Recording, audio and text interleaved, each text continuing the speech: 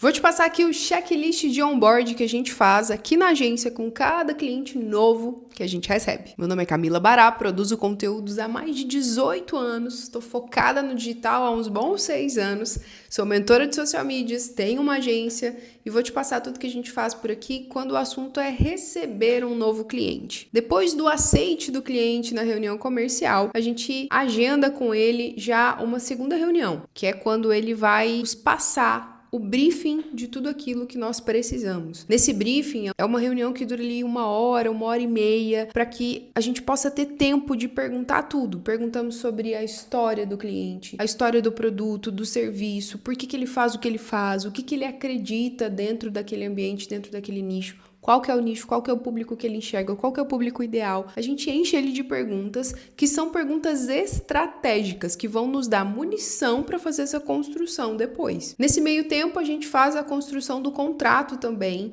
A gente assina hoje virtualmente pela Authentic. Isso não é uma publi. A Authentic, até o momento que estou gravando esse vídeo, permite que a gente tenha pelo menos 10 contratos assinados por mês gratuitamente. Então, para quem trabalha como social, tem uma agência menor, super supre as necessidades que a gente precisa e você consegue passar também esse profissionalismo para o cliente, tendo um contrato que vai proteger ambas as partes, que vai deixar claro como as coisas vão funcionar. Se tem multa de contrato, se não tem, quais são as entregas que estão estipuladas, porque acontece muito do cliente não entender muito bem ou fingir que não entendeu e pedir coisas a mais daquilo que estava acordado na proposta comercial. Então lá no contrato, o contrato vai te proteger disso e vai proteger o cliente também das entregas, ele vai se sentir mais seguro. Eu tenho um modelo de contrato, caso você ainda não tenha um contrato, vou deixar na descrição desse vídeo aqui o modelo que você pode acessar para começar a utilizar isso e não dar bobeira. Saímos da reunião ali de briefing,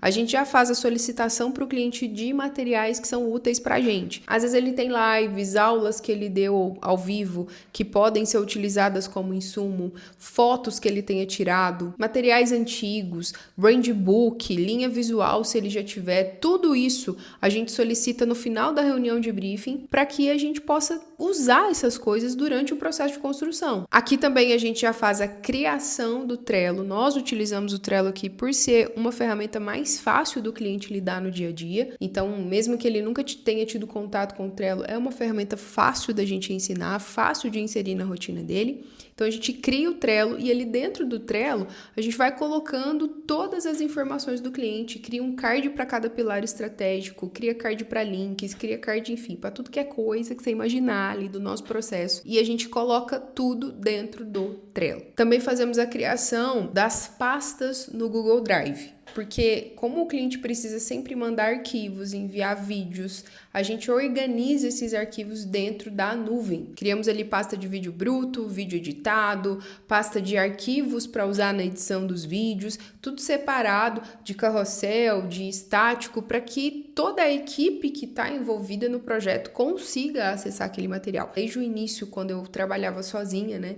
Eu tinha essa organização justamente para que o cliente pudesse encontrar aqueles materiais. Acontece muito do cliente solicitar um vídeo antigo para usar em um outro lugar ou para fazer um compilado de uma outra coisa, numa palestra que ele vai dar. E aí você não tem aquele arquivo organizado. Dentro do Google Drive, a gente organiza cada vídeo no Trello através de um número. E a gente joga no Google Drive nomeado com esse número que está no Trello. Então fica fácil encontrar esses arquivos depois. Essas pastas são fundamentais. Criamos um grupo de WhatsApp com as pessoas necessárias ali envolvidas. Hoje eu estou em todos os grupos dos clientes, o copywriter, geralmente é a pessoa que está ali também para receber os feedbacks dos conteúdos, e nossa gestora de projetos que atua ali fazendo atendimento, organizando as demandas, cobrando as demandas de cada responsável, para que tudo saia de acordo com dentro dos prazos que forem estipulados. Toda ideia, por exemplo, que o cliente manda no grupo do WhatsApp,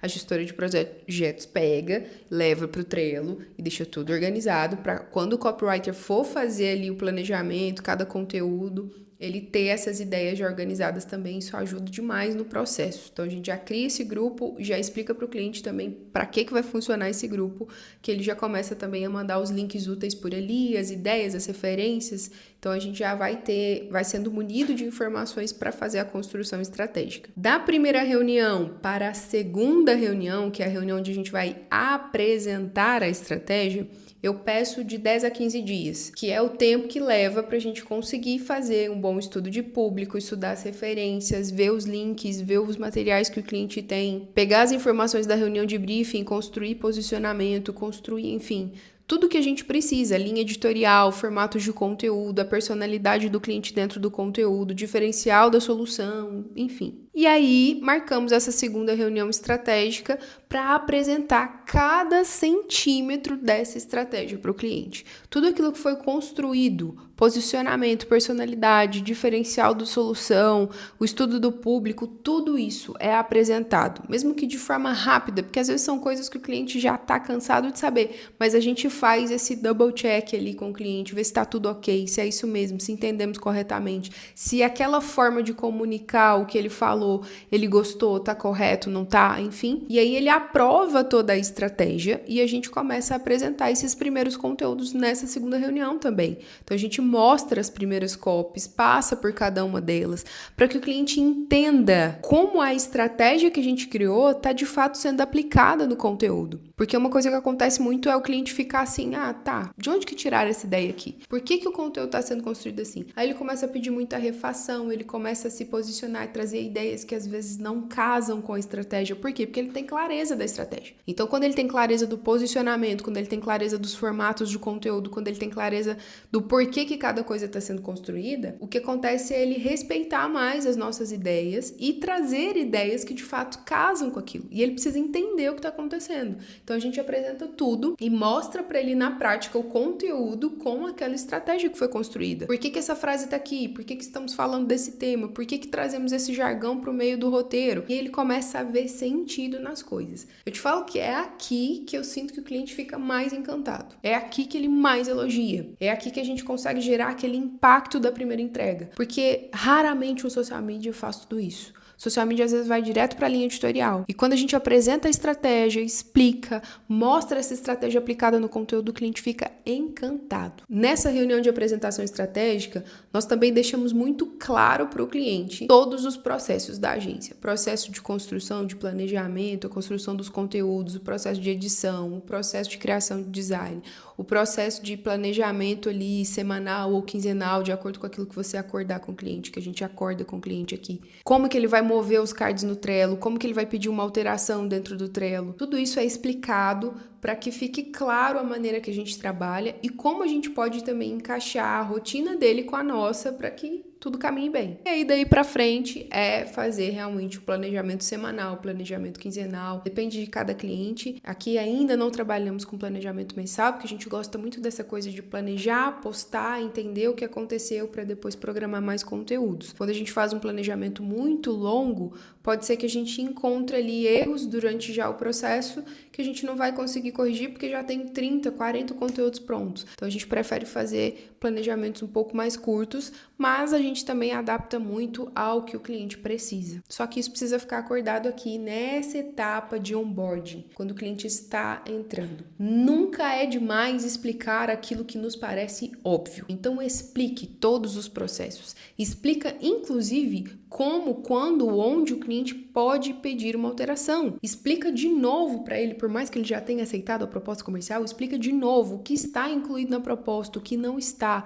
Isso vai te tirar assim, uma dor de cabeça no processo depois, porque de verdade, às vezes o cliente não faz por mal, às vezes ele pede coisas a mais, ele pede coisas fora do tempo, porque as expectativas não foram alinhadas. O processo de onboarding é um processo que tem que alinhar a expectativa. O quanto você tem alinhado a expectativa com cada cliente, para que depois você possa dizer, olha, lembra aquele dia na reunião que eu te avisei tal e tal coisa? Então, mas às vezes a gente não avisa, e por não avisar, o negócio vai virando uma bola de neve, que quando a gente vê, a gente não consegue mais falar não para o cliente. Então, a verdade é que quanto mais eu alinhar as expectativas, quanto mais eu deixar tudo em pratos limpos, mais eu vou passar esse ar de profissionalismo, mais o cliente vai confiar em mim, mais ele vai me respeitar, ele não vai pedir coisas que estão fora do escopo. E se ele pedir, ele vai pedir de forma consciente. Esse é o nosso processo de onboarding. É claro que você precisa construir o seu de acordo com a sua rotina, de acordo com aquilo que você acredita, mas eu acho que já te deu uma luz no fim do túnel aí de cada processo desse. E se você quiser saber mais sobre como a gente faz a construção estratégica de cada cliente, deixa um comentário aqui com a sua dúvida, com aquilo que você gostaria que eu falasse aqui no canal. E eu vou criando esses vídeos, esses conteúdos para contar todos os nossos bastidores aqui, tudo como funciona, como a gente constrói estratégia, como a gente atende o cliente, como é reunião comercial, como é, sei lá, não sei o que você tem de dúvida aí, mas deixa aqui nos comentários que eu vou tentar responder cada uma nos vídeos. Se esse vídeo te ajudou, já deixa aqui o seu like, que você sabe que isso ajuda muito. E, principalmente, o seu comentário, que eu quero saber tudo o que você achou e todas as dúvidas que você tem pra gente criar mais conteúdo por aqui. Beijo, tchau!